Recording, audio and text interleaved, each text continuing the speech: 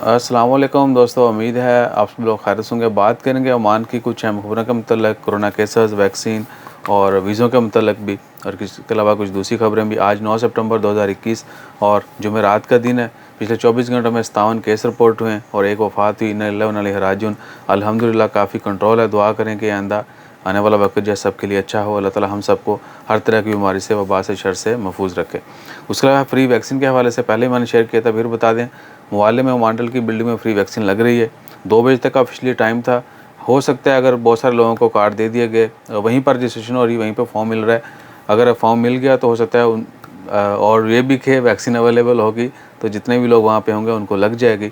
और अगले कैंप का कहाँ पर होगा, किन लोगों को फ्री लगेगी, कब लगेगी, जैसे कोई अपडेट है वो भी शेयर कर देंगे। और वो तमाम दोस्तों जिन्होंने क्वेश्चन किया था कि फ्री वैक्सीन या पैसे दे के भी एस्ट्राज़ेनेका जब वो नहीं मिल रही, क्योंकि एस्ट्राज़ेनेका थोड़ी सस्ती है इसलिए उसकी डिमांड भी ज़्यादा है, तो वो नहीं मिल रही। देखिए, अगर तो आपने ऑलरेडी बुकिंग की हुई है, पैसे दिए हुए हैं, तो डेफिनेटली आपको जो भी डेट दी जाएगी उस पर लग जाएगी। और दूसरा ये कि time to time different hospital, clinic जो हैं, सेंटर्स जो हैं, वो अनाउंस करते हैं जी फ़लाँ जगह पे चले जाएँ, वहाँ पे जाके लगवा लें एडवर्टाइजमेंट। ठीक है, तो वहाँ पर ऐसा नहीं है कि अगर 1000 लोग पहुँचेंगे तो सभी को लग जाएगी। डेफिनेटली 200, 400, 500 लोग या जितनी भी उन्होंने लगानी होती है डेली बेस पे, या जितनी वहाँ पे अवेलेबल होती है, उतनों को ही लगेगी। तो पहले से कंफर्म कर लें कि जहाँ पर आप जा रहे हैं वहाँ पर रश तो नहीं है, या फिर अर्ली मॉर्निंग पहुँचें ताकि सबसे पहले यानी स्टार्ट में आपका नंबर आ जाए और आपको लग जाए। उसके अलावा जहाँ पर भी कोई मज़ीद कैंप लगाने का ऐलान होता है या कहीं पे बड़े पैमाने पर वैक्सीन अवेलेबल होती है तो इमीडिएटली शेयर कर देंगे। उसके अलावा वीज़ों के हवाले से बहुत सारे दोस्त अब कहते हैं भैया वीज़े ओपन है लेकिन लग नहीं रहे। तो भैया वीज़े बिल्कुल ओपन है, लग भी रहे हैं, लेकिन जिस तरह पहले होता था वैसा नहीं है। थोड़ी स्पीड कम है। आई डोंट नो कि वो क्यों कम है, सही है। तो लेकिन वीज़े ओपन है, लग भी रहे हैं। सभी तरह के वीज़े ओपन है। जो वीज़े बैन है डेफिनेटली वो तो नहीं लगेंगे। और इवन के नई एप्लीकेशन भी बगैर वजह बताए रिजेक्ट की जा रही हैं। जिस तरह पुरानी का कहा गया था कि रीन्यूअल आपने 15 दिन पहले करवानी है और गवर्नमेंट जो है बगैर रीज़न के उसको रिजेक्ट कर सकती है रीन्यूअल को, इसी तरह आपका वीज़ा रिजेक्ट हो सकता है लेकिन बगैर किसी रीज़न के। तो सबसे पहले तो आपने ये देखना है कि जो वीज़ा भी आपने अगर पैसे लेके या मिनी तरीके से ले रहे हैं वीज़ा, तो कंफर्म कर लें कि जो वीज़ा अप्लाई किया जा रहा है वो अवेलेबल भी है या नहीं है, कहीं वो बैन तो नहीं कर दिया गया। ये तमाम चीज़ें आपने लाजमी तौर पे नोट करनी है।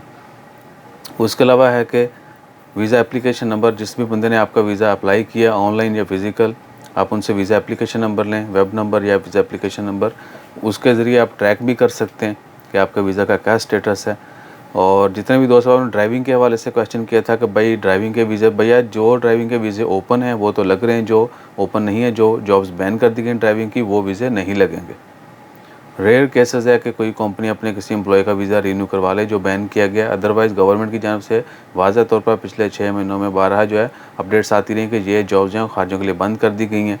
और आए दिन इवन के हैवी ड्राइविंग के हवाले से भी मज़ीद जो है छोटी गाड़ियाँ, पहले होता था कि 10 टन के ऊपर चला सकते हैं, 7 टन के ऊपर ये वो, अब जो है छोटी गाड़ियाँ या बड़ी गाड़ियों में भी जो है पकड़ देकर शुरू कर दी गई, वो भी चलाने से मना किया जा रहा है। और ये कब तक होगा, कैसे इसको जो है ओवरकम किया जाएगा, और गवर्नमेंट की जानब से इसके ऊपर अभी तक कोई अपडेट नहीं है कि क्यों जो है लोगों को वीज़ा ख़त्म होने से पहले ही रोका जा रहा है। उनका एक आईडी कार्ड ले लिए तो उनको वापस भेजने का कहा जाता है।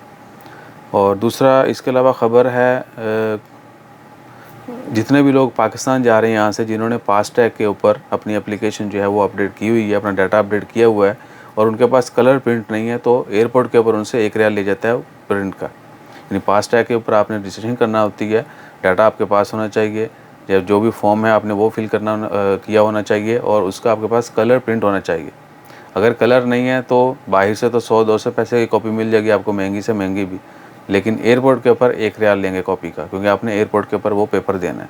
तो कोशिश करेंगे अगर आप पाकिस्तान के लिए ट्रैवल कर रहे हैं तो वो कलर कॉपी अपने पास लेके जाएँ ताकि आपका 1 रियाल वहाँ पे ना लगे। उसके अलावा जैसे कि मेजर अपडेट्स आती हैं, एक अलहेल में रोड जो है 10 सितंबर को बंद रहेगी, कल 10 सितंबर है, और पार्शली क्लोज रहेगी, ऐसा कि वहाँ पर रिपेयरिंग और मेंटेनेंस का काम जारी है। बाकी ये कंफर्म नहीं किया गया कि बाहजा से टोटल आगे जो साइड है वो बंद रहेगी या क्या कहते हैं कि कुछ एरिया। अगर उसके मतलब कोई कंफर्मेशन आती है तो इमीडिएटली वो भी शेयर करेंगे। उसके अलावा कल एक ख़बर थी कि 6-7 लोगों को गिरफ़्तार किया गया जिन्होंने 66 एसी चुराए थे। एयर कंडीशन जो है वो चुराए थे। अल्लाह ताला माफ़ फरमाए, उसमें ओमानियों की तादाद ज़्यादा थी, एक खारजी शामिल था।